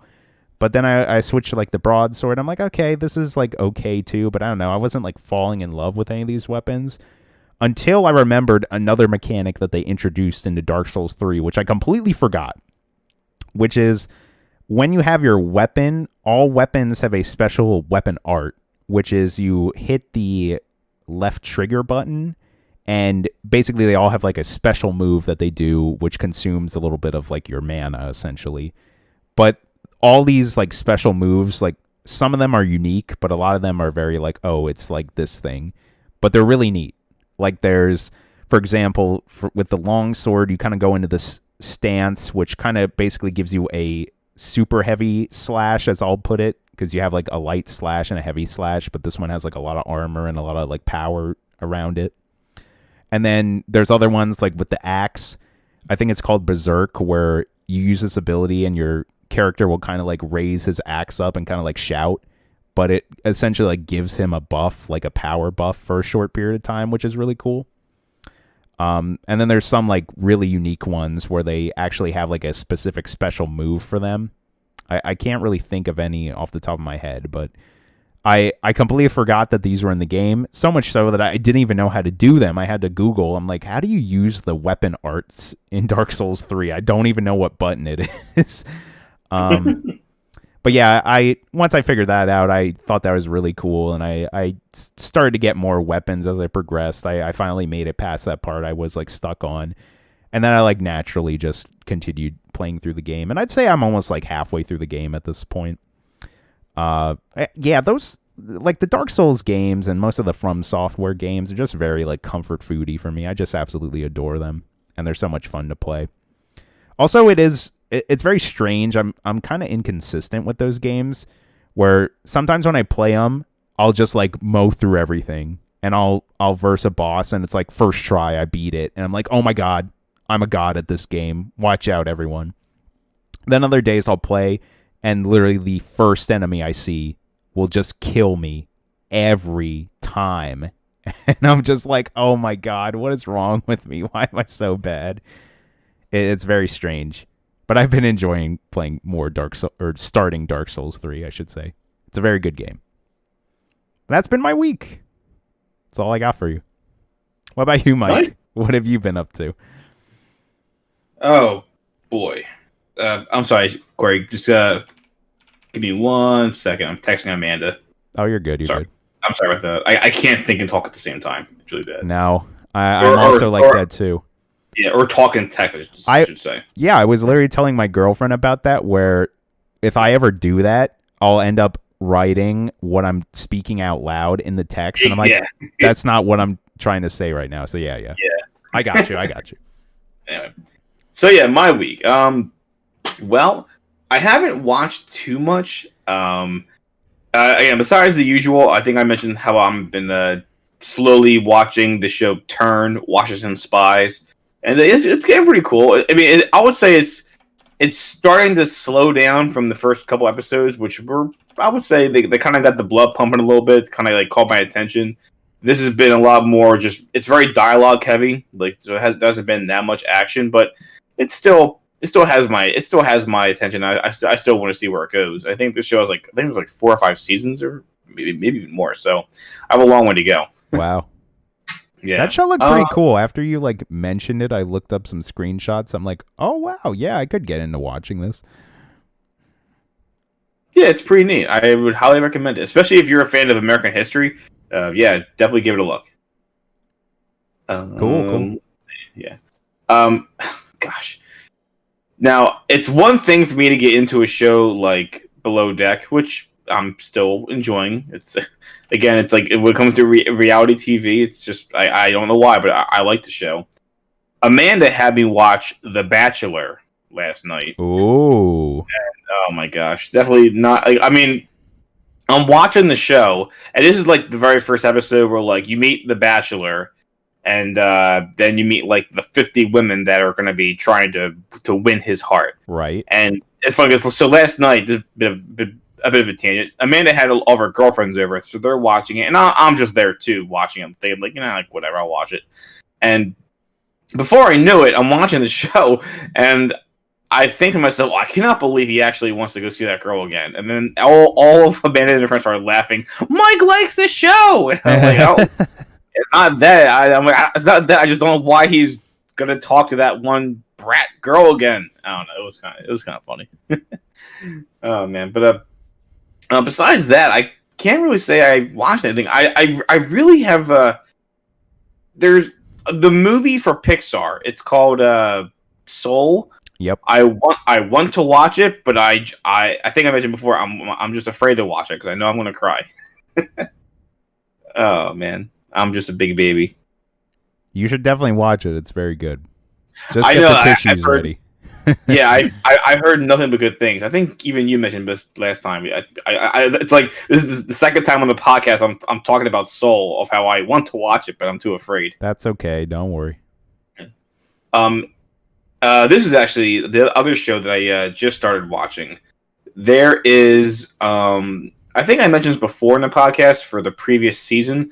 But now, the new season 3 of Cobra Kai is now out, and so I watched episode 1 of season 3, and not gonna lie, I'm pretty pumped. I really want to see where the show goes again because I really enjoy season 1 and 2. Like, I would say season 1 was definitely much better than season 2. Season 2 was pretty cringy and like it was still really fun and still really like entertaining. Like it still caught my attention and I still kept watching it. But yeah, like season 2 got kind of cringy and like because the show's very progressive, and I would say that I would say that in a good way. The show is obviously modern and progressive, but like, and it doesn't try to like shove like political correctness down your throat or anything like that. So the show is very tolerable when it comes to that kind of stuff. But it's fun. The characters are cool. It's kind of neat how they continue the story between Daniel and Johnny Lawrence and everything.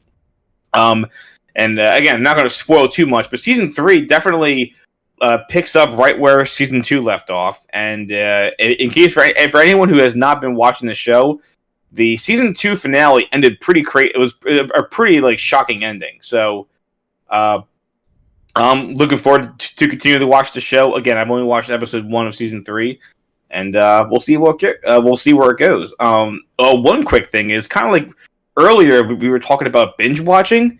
I was worried that it was going to be like, because I binged watched essentially seasons 1 and 2, and then I had to wait till season 3 came out, and then I thought, man, it's going to be just like what we were talking about, where I'm going to have to wait every single week to watch an episode.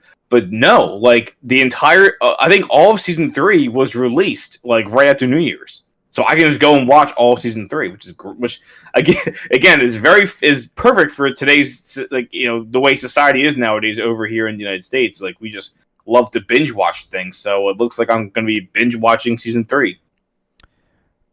I don't mean to take the spotlight here, but no, go ahead. Again, wrapping back to what we were talking about earlier, that's a movie I did watch. I've seen Karate Kid, the original one, great movie.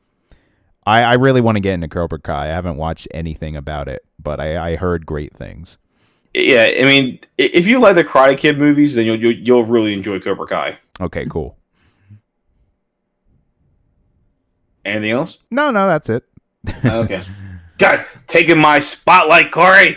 Have it back, please. Oh, don't hurt me. No, take it back. It hurts. So yeah, that's all I've really been watching in this past week. What I've been playing. So, there's really not much to talk about. I've just been kind of playing more of Doom Eternal. Again, game's still really fun. There's really not much to talk about story-wise. Again, like they're really like the story is just kind of there. Like, oh, you're hunting down all these hell priests or whatever. Like, but the game it's just the fun of the game of going around shooting things, acquiring new weapons, taking on all these demons, secrets. Oh yeah, I love the secrets. Again, like, that's probably one of the things I like about the Doom games, because I agree. I think the even the originals were like this, where there were like secret pathways and everything, and it kind of reminds me a bit of like a Metroidvania. Especially, it reminds me a lot of like the Metroid Prime games, because they were Metroidvanias in the third dimension, or like the first person shooter perspective and everything. So it is pretty cool being able to find all these secrets and everything. And I just love getting that 100% at the end of a level. So yeah, the game's still very fun. Now this is the game I actually was looking forward to playing for a very long time. So I think I might have mentioned before that. Well, I'm sure I've mentioned countless times that I'm a big fan of the class. Well, the company still exists, but like of the company Rare, especially back when they were back during like the N64 days. Now Rare is over at Microsoft, and again, I've cried many times about how I don't understand why they don't make any more games like using some of their more iconic characters like Banjo and Conker, etc. But there's a lot of history behind that company, and a lot of the veterans of Rare who have left the company, I think they made their own little indie company called Playtonic, and they wanted to recapture the glory of Banjo-Kazooie, like the 3D platformer. Yep. And so they made a new game like 4 years ago, I think, called Yooka-Laylee. And I played that game before. And again, I would say the game is the game's very fun, but I think it's a little bit too iconic. Not too iconic. it's too similar to the N64 games, where it almost has like the more archaic problems that those games have. Kind of like when you go back and you play like an old N64 game, you think, oh yeah, the cameras. Like compared to games nowadays, you think, oh, the camera's not that perfect, and all the little glitches and bugs here and there. But in modern games, you know, those kind of things can be very glaring because you think, oh, well, you guys should know by now to not make these mistakes. So Yooka-Laylee, I think, is probably a game that suffers from that, and it's a shame because the guys who like the members of Playtonic are so talented that I'm kind of shocked that they had problems like with the camera and stuff. But the game was still really fun. It definitely holds true to the old, like, you know, like the 3D platformers of the N64 days, like Super Mario 64, Donkey Kong 64, Banjo-Kazooie, like especially Banjo-Kazooie. This game just screams like Banjo-Kazooie. And again, I enjoyed the game a lot. Now, they made a sequel to the game called Yooka-Laylee and the Impossible Lair. And so I finally got that game. And this game is also meant to recapture the glory of like the 2D platformers of like the Super NES days. So this game is basically like Donkey Kong Country. I guess if you want, you can kind of think of this as like because, you know, there have been modern Donkey Kong Country games with like Donkey Kong Country Returns and Tropical Freeze for the Wii and the Wii U. So this game is, in my opinion, very similar to those games. Like it has, like it's all 2D with the 3D graphics. And man, this game is like I love the art style from Playtonic and how they designed Yooka and Laylee and all the enemies and everything. And I'm pretty sure like this game is available like on multiple platforms. And I'm sure it looks better on the other consoles, but man, this game is so gorgeous. I love the art style. I love all of the voice acting. Because again, like Banjo-Kazooie, it's all just a bunch of like randomly generated like noises. Yeah. It's Whoa, so easy, Mike. Don't say that kind of stuff on the podcast. Well, oh, don't worry. No one knows what I'm talking about. But yeah, like I just find that very charming. But the main thing is just, man, like the gameplay is it's not perfect by any means, but it's just so fun. And maybe just because I'm a 90s guy, I love these 2D platformer collectathon games where you just got to get from, you know, go through the levels, but then there's secrets, there's collectibles, there's little challenges, there's bosses. Like the game is really fun. Like it really is really fun. And the cool thing is this game is not just like, you know, you go from level to level. Like there actually is like a top down like a world map where you can actually go to all the different levels. And, you know, there's like, this is what I love about Rare. There are actual walls that you can't get by unless you give the one character enough coins, and they're called paywalls. Oh, I love that. Good. Yeah, it's clever. And here's the best part about this game, and this is not much of a spoiler, but this is kind of like the gimmick of the game. Just like, it kind of reminds me of the freedom that, like, Breath of the Wild gives you, where at the very beginning of the game, you can go and fight the last boss. Like you can go right to the very you begin at the final level, but it's so hard that you have to actually go and play the other levels to get stronger. Because the whole point of the game is, and again, I love all these puns. Like the main villain is the same villain from the first game, Capital B. He's like this big like you know like bee villain, like an actual insect, like a bee, and he's taken over the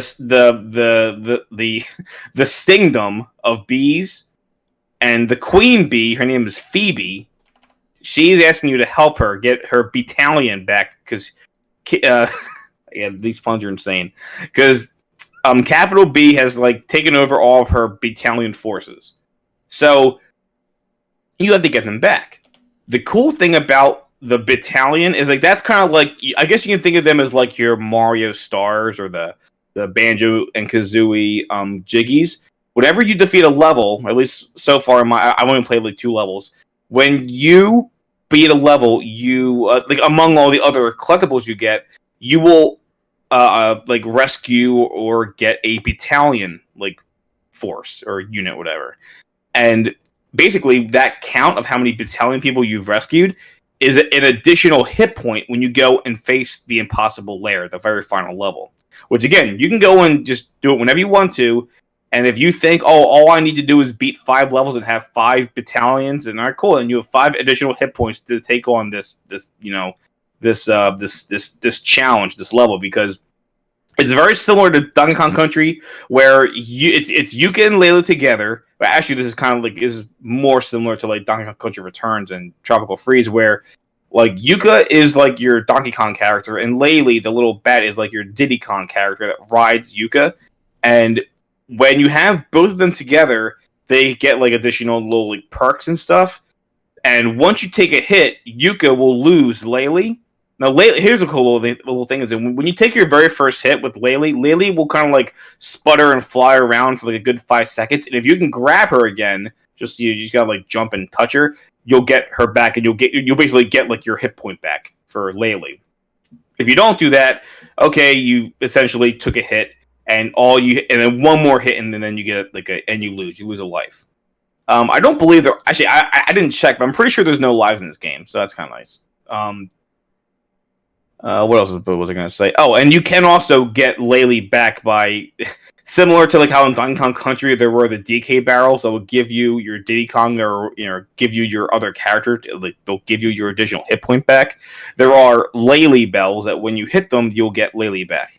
But yeah, like I said, basically you always have those 2 hit points, but when you take it on the final level, you can use your battalion forces to be additional hits to make the level a lot easier. And I think there's actually an option where you can just turn that off and just say, no, I want to try this with just Yooka and Laylee, no battalion. So that's kind of like, I guess, like challenge mode. I'm pretty sure you can go on YouTube and watch people trying to do that, because from what I understand, the level is very hard. So like that, hence this is why you need those battalion hit points, whatever. But yeah, like so far the game is it's pretty fun. It runs great. The visuals are really nice. Like I love the backgrounds. I love so far the level design hasn't been like mind blowing, but it's very solid, and I'm definitely enjoying it. I would say Donkey Kong Tropical Freeze is probably like my favorite 2D platformer in a very, very long time. That game is a masterpiece. But I want to see how Yooka-Laylee and the Impossible Lair holds up to it. And this is this is kind of just me geeking out. But one thing I also love is that David Wise and Grant Kirkhope, they're composers who have worked with Rare in the past. They've done like all the Donkey Kong soundtracks and the Banjo-Kazooie soundtracks. They provide the soundtrack for this game, and oh my gosh, and they did it for the original Yooka-Laylee as well. And I love the soundtrack. It's so good. All the level music is good. The overworld music is good. The boss battle music is good. It is very nostalgic for someone like me, and I'm really enjoying it. That's really cool. Yeah, while you were talking about it, I was looking up screenshots of it, and yeah, it looks really fun. Yeah, I would highly recommend it. It's definitely a game where you don't have to play the first one. The first one is just you do the 3D collectathon level. Right. You beat the boss. This is just look, he's back, and now you just gotta beat him again. So there's no importance to the story. So I mean, anybody can just pick up and play this game. So yeah, nice. I would definitely recommend it. And that's everything I got. Awesome. All right, and now we're going to move into the final segment of our podcast where we take some questions from the viewers. That's you guys. So you have 2 ways of sending in your questions. You can do either an email, and the email is levelwithmepodcast@gmail.com, or on Tuesday in the morning, before we do the podcast, you can submit a question, and we'll read it on the podcast. And if we do, you'll get a shout out for your Instagram account. So I checked the email, and unfortunately, we don't have any emails this week. Mike, do we have any Instagram questions? Corey, I'm afraid not for this week either. It looks like everyone's still in their food comas from the holidays. They got that holiday gunk on them. Yeah. That's fine. It's not questions this week again, but hey, we're still here. Don't worry. Yeah. And to be fair, I'm sure some people are probably thinking of pretty good. I'm sure they're just thinking of good questions to ask us. So we'll be patient until we get some good questions. Yeah, it's no problem. But yeah, definitely, as Corey said, if you guys want to reach out, please send us an email at levelwithmepodcast@gmail.com, or like I said, you can reach out to us on social media. You can comment on our YouTube videos. You can go again. You can subscribe to our YouTube. You can go follow us on Instagram and talk to us that way. We'd love to hear from you guys. And like on Mondays and Tuesdays when we announce, hey, we're recording the new episode, please reach out to us. You can ask us anything. You can ask us what our favorite pizza topping is. You should all know. Yeah, the questions, they can be about anything. It doesn't matter. It doesn't have to be video games or collectibles or whatever. It's just something fun to do. Also, I was going to say, even though we post that link up on Tuesday or whatever, they could always just like send a DM on Instagram, if they want to send a question. Just be like, hey, I want to send a question, just make sure you send it to Level With Me Podcast on Instagram. But yeah, you can just send the question on there whenever you want, if you do want to send in a question. Oh, yes. Indeed. But that being said, that's pretty much going to wrap up the podcast for this week. If you guys want to give me a follow, that's Game Bro Corey. You can check me out on Twitch, on Instagram, and Twitter. I have been really lacking on Twitch, and I really want to come back to it with 2021. I'm really trying to plan out when I can start streaming again. I do really want to get back into it. I really want to play more Age of Calamity in the future, because I was really enjoying that game. So yeah, please give me a follow on all those socials. Mike, what about you? Yeah, I'm sorry. My hands are all covered in lotion. I couldn't hit the record button. If you guys want to find me, you can find me on. I just realized I am on Facebook at the Collector's Vault. I just share some of my YouTube videos there.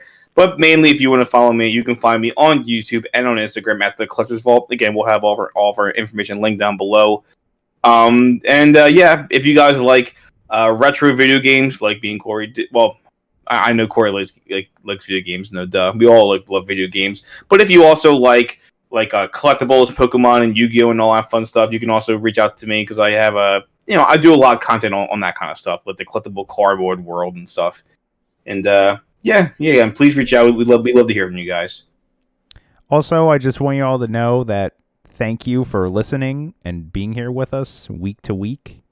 Please feel free to subscribe to Level With Me on YouTube or our Podbean account or wherever you listen to the podcast. And, it always helps promoting the channel. So tell a friend or followers, whoever, about our account. We are going to be posting more YouTube videos as well. There's the Luigi's Mansion 3 Let's Play. Is the Super Mario World, did you upload the last part of that? Is that done? No, we have one more episode. And that's okay. Because I'm being very tardy with that. I do apologize. Oh, no. But we have one more. That's okay. One more video, and then we'll. I think I mentioned before we're going to be our next. The next game I'll be playing for Corey to watch and for you guys to watch will be Donkey Kong Country for the Super Nintendo. I'm really looking forward to playing that for everybody. Right, yeah. Yeah, I was going to mention that. And honestly, we don't have too much more to go with Luigi's Mansion 3. Granted, we have to sit down and play the rest of it, but that means another new Let's Play in the near future. I'm actually curious what you wanted to do after Luigi's Mansion. I'm going to think about that more when we get closer to that point. I honestly haven't really took too much thought into that, but we'll figure it out. Oh boy. But yeah, with that being said, I think we're pretty much done. I also just want everyone to know that my hands are still lotiony almost 2 hours after I did that opening bit. What am I supposed to do? You better get some tissues and make How sure. How do you get rid of lotion? Do I just rub it on my cat? Does it go away? Help. I'm sure Stu wouldn't mind getting some lotion if his fur is dry. Like here you go, Stu. Now you're all silky and smooth. And, now my hands are just full of cat hair. Now I got cat hair hands, or lotion hands, cat hand lotion. What was the bit? I already forget it now. My hands are lotion. My hands are cat hair. All I can say is don't go make yourself a midnight snack, because then your food will be lotion. All Actually, I was kind of waiting for like a little like bit where you just be like, "Oh, great! Now I got all over the computer screen." I mean, like, what are you doing? Yeah, I tried to reach out and give you the fist bump. You know, there's lotion everywhere, and No. the podcast. It's all